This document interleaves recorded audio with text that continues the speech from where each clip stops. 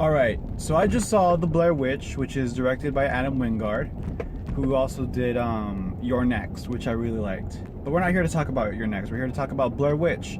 Probably the greatest sequel that has taken, with the exception of Star Wars and Jurassic Park, that has taken many years to make. Like a big gap between, well, I wouldn't call I'm not going to count Book of Shadows, but if it was counting back to Book of Shadows, it still would have been a long time. But my ranking of greatest like movies that take a long time to get a sequel, I think number one obviously has to be The Force Awakens, and I think Jurassic World and Blair Witch might be tied, because Blair Witch, the new one, I think did exactly what The Force Awakens did.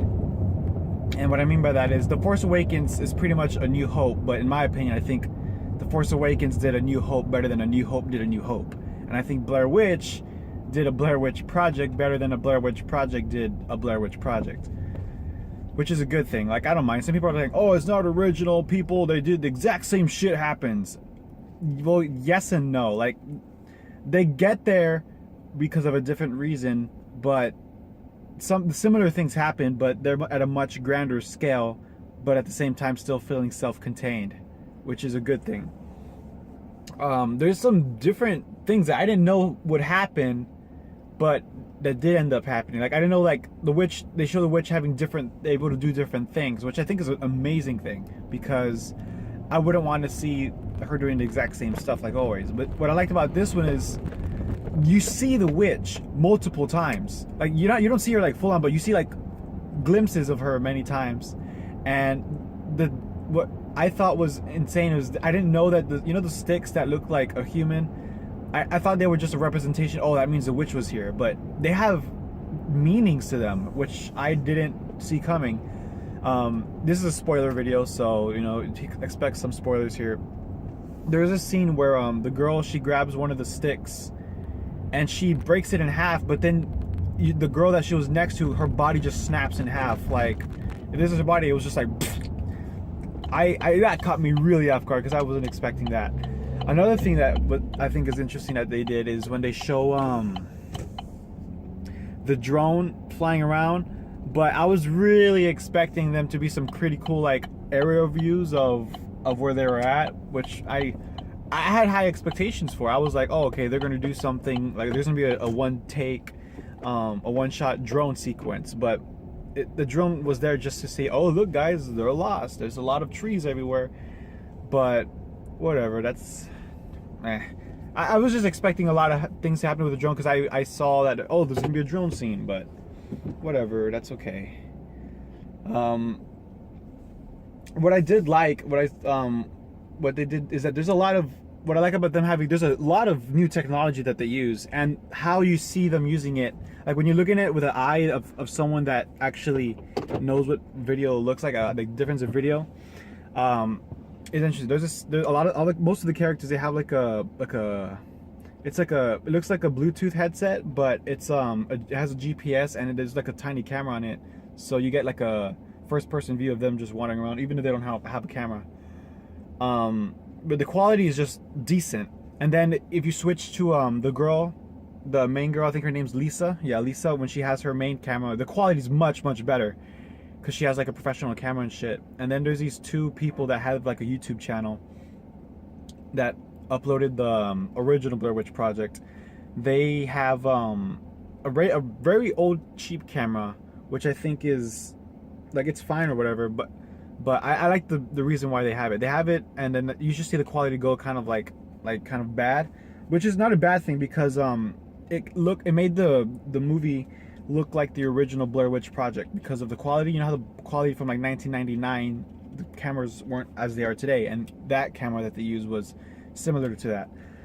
And what I thought was cool, because when in the original Blair Witch Project, at the end, they're running around the house, and with the one camera that they have, and it was bad quality.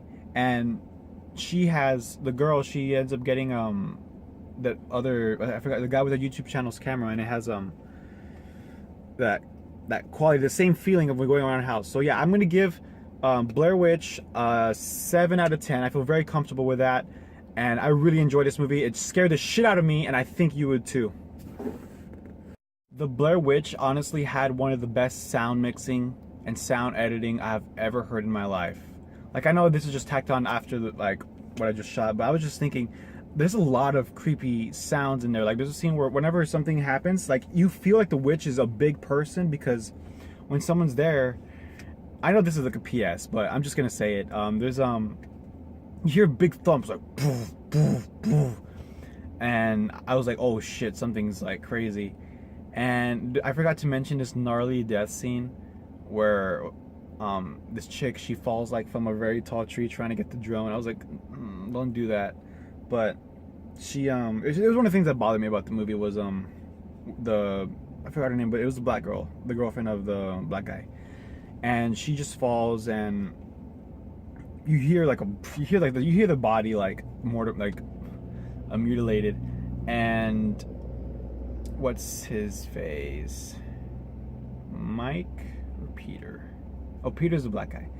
Oh, Mike, he I think the witch tells him to kill Lisa, because you hear him say, "I'm so sorry, Lisa," and then he you just hear like she just like collapses to the floor, Lisa. And yeah, what I was talking about the sound editing earlier, like there's a scene where, you know how there's where a lot of the sticks, they get even bigger and just like a lot more of them, and you just hear like a lot of creaking noises with the sticks moving around, and the wolves, and when they're howling at night, when something like loud happens, you hear the woo, like that was really unsettling. And this is a movie that you need to see it in the theaters to get the full effect of the sound mixing, because you're not going to get the same feeling of watching something on a TV with instead of no sound system than at your house, or at your house with a decent sound system. You're not going to get the same quality as being in a theater where you have like speakers surrounding you. So yeah, that's pretty much all I got to say about Blair Witch. You need to go watch this movie. This is a movie that I'm surprised has a mixed rating on Rotten Tomatoes, but my guess is that if you don't like found footage, like no matter what, like if you think Chronicle's found footage, fuck that movie. If you're not gonna like Blair Witch, if you didn't like the Blair Witch Project, and because it wasn't scary enough for you, I think Blair Witch might sell you over. It's pretty much all I got to say about this now. I have nothing else to add.